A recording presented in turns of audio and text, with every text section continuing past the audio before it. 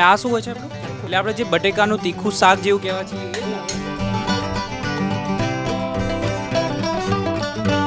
દાળ પકવાન થોડું ખાધા પછી તમને છે ને અહીંયાનો સોજીનો હલવો સૌથી વધારે પોપ્યુલર છે, તો એ પણ આપણે અહીંયા કહીશું.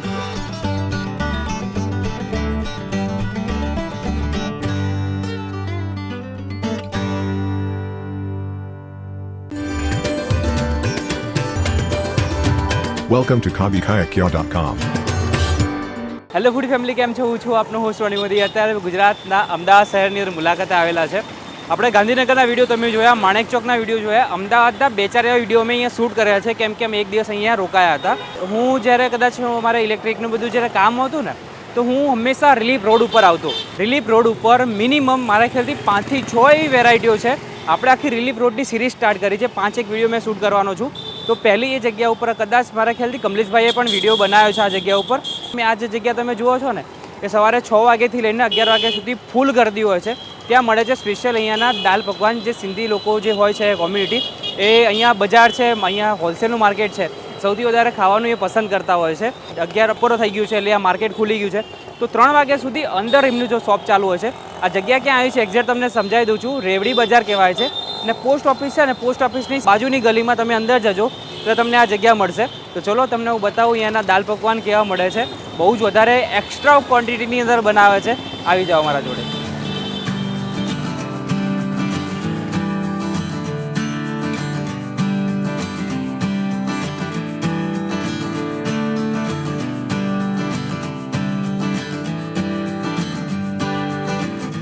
અમે એક ટાઈમ બહુ મિસ કરી ગયા છે. આમ તો છે ને સવારે તમે 6 વાગ્યાથી લઈને 11 વાગ્યા સુધી તમે આવો ને, તો તમને પગ મૂકવાની પણ જગ્યા ના મળે. બિકોઝ તમને હું બતાડી દઉં, આજે તપેલા જુઓ છો ને, એ તપેલા આખું દાળ પકવાન ને બધું ભરાઈને બનાવીને આવે છે. હવે અત્યારે 3 વાગ્યા સુધી દુકાનની અંદર ચાલુ રહેતું હોય છે, પણ એટલી નોર્મલ ગ્રાહકી હોય. સૌથી વધારે જે હોય છે એ 11 વાગ્યા સુધીમાં હોય છે. તેમને બહાર જે લારી ઊભી રહે છે ને, ત્યાં ફૂલ તમને ગ્રાહકી તમને જોવા મળશે.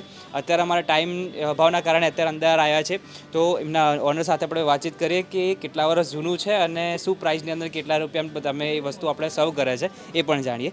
સાહેબ, તમારું નામ શું છે? પરમાનંદ શ્યામલાલ સાજનાણી.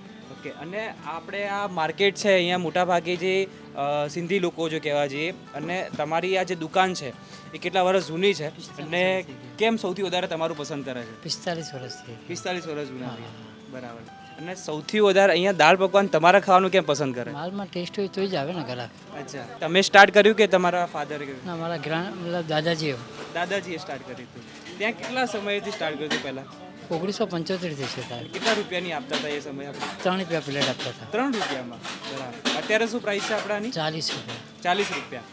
અને બીજી એક ખાસ વસ્તુ મેં કદાચ ખબર છે કે ત્યાં તમે સોજીનો હલવો બી તમને આપો છો, એ બી તમે અત્યારે રાખો છો? રાખીએ. બરાબર. બીજું શું શું વસ્તુ હોય છે આપણે અહીંયા? છે પૂરી શાક છે, પુલાવ છે, બરાબર. છાશ, પાપડ બધું રાખીએ છીએ. અત્યારે 40 રૂપિયા જેવું કંઈ પ્રાઇસ છે ને તમારે? હા, 40. બરાબર. તો ચલો હવે આપણા માટે જે અહીંયા સ્પેશિયલ દાલ પકવાન જે અહીંયાના લોકો સૌથી વધારે વેપારી લોકો ખાતા હોય છે, એ આપણે ડીશ બનાવી દેવડાવીએ. અને અહીંયાનો સોજીનો હલવો પણ.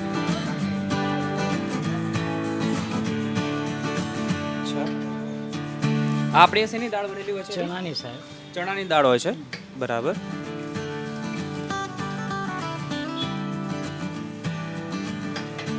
અને આ શું હોય છે આપણું? તડકો હોય છે સબ્જીનો. તડકો હોય છે.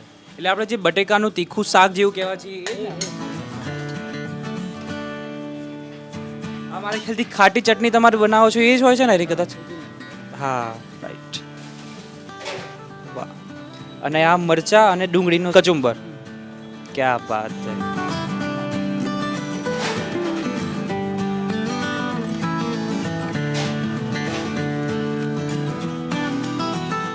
દોસ્તો, આપણે મસ્ત મજાના દાલ પકવાન લઈને આવી ગયા છે. સાચું કહું, દાળ અને ઉપરની તરીને બધું જોઈને મને ખરેખર ભાવનગરની યાદ અપાઈ દે એવું છે. વાહ રે વાહ. આ હલવો, આની શું પ્રાઇસ હોય છે? 10 રૂપિયા. વાહ. આ છે ને એમનો સોજીનો હલવો છે, એ સૌથી વધારે અહીં મોટાભાગે પોપ્યુલર રહેતો હોય છે. જે તીખું ખાતા પછી થોડુંક સ્વીટ ખાવું હોય તો એ વધારે પસંદ કરતા હોય છે. સાથે સાથે તમને અહીંયા કચુંબર આપવામાં આવે છે, આથેલા થોડાક જે જે તળેલા મરચાં આપવામાં આવે છે, એટલે ખાવાની પણ ઓર મજા આવી જાય. જે દાળ જે કહેવામાં આવે છે, દાળની અંદર જે નોર્મલ આપણી જે દાળ હોય છે એ હોય, અને સાથે તીખી તરી, જે તીખું શાક જે કહેવામાં આવે છે એ આપવામાં આવે. અને સૌથી વધારે જો મોનોપોલી જે એમની હોય છે એ છે એમના મસાલા સાથે એમની જે ખાટી ચટણી આપવામાં આવે છે, એનાથી ચટપટો સ્વાદ તમને અહીંયા મળશે.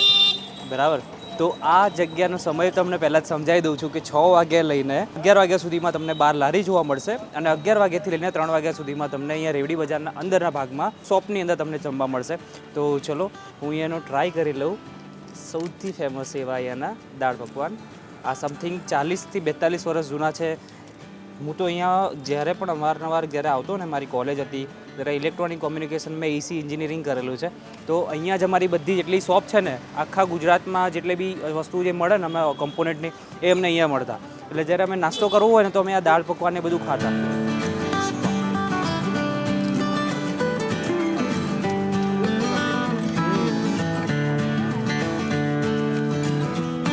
કોઈ તમને એકદમ વધારે પડતું ગરમ મસાલા એવું તમને ત્યારાય નહીં લાગે, એકદમ મજા આવે એવું ટેસ્ટ એવું તમને અહીંયા મળશે.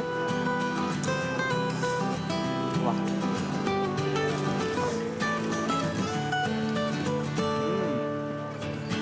દાળ પકવાન મને કેમ ભાવે છે તમને કહી દઉં. દાળ પકવાન આમ ચૂરો કરી દેવાનો, પછી આ જેટલું છે ને વસ્તુ એ અંદર નખાવાની, અને ખાટી જે ચટણી આવે એના ઉપર નખાવો ને એટલે મજા જ આખી અલગ આવે. તો હું તો એ જ કરવાનો છું. આ જેટલા પકવાન છે એની અંદર આપણે આ ચૂરો કરી દઈશું. પછી જે ખાવાની મજા આવે ને એ આખી અલગ છે.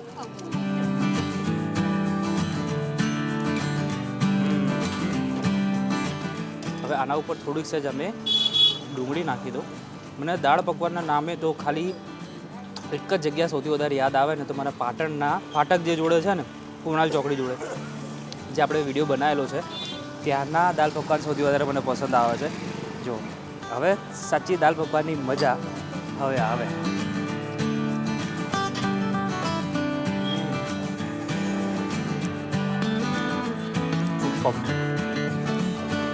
દાળને છે ને સૌથી વધારે લોકો બોઇલ કરતા હોય છે, એટલે એની અંદર હળદર હોય એટલે તમને એક આયુર્વેદિક જેવું ટાઈપ તમને ફીલ થશે. અને આ કેવું છે, જેમને દાળ પકવાનને જેટલું ભાવતું હોય ને એ જ ખાઈ શકે. બાકી કેવું છે, અમુક લોકોને ફર્સ્ટ ટાઈમ જ્યારે ખાતા હોય તો એ લોકોને ફીકું ફીકું લાગવા મળે. આમ આપણે ચટપટું ખાવાળા જેટલા લોકો હોય છે ને, એ લોકોને આ વસ્તુનું રહેતું હોય છે. તો તમને પણ કદાચ દાળ પકવાન ફર્સ્ટ ટાઈમ ખાશો ત્યારે તમને ખબર નહીં પડે, પણ જ્યારે 2-3 વખત, ત્યારે ત્રીજી વખત ખાઓ ત્યારે દાળ પકવાનનો ઓરિજિનલ જે સ્વાદ છે ને એ તમારા જીભ ઉપર ચોંટી જતો હોય છે. વાવ, ગ્રેટ.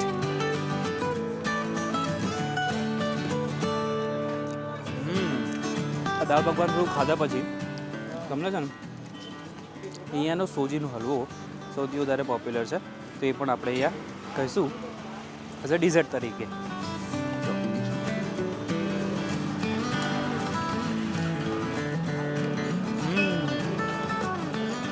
એકદમ અલગ જ સ્ટાઇલમાં બનાવેલો છે શીરો.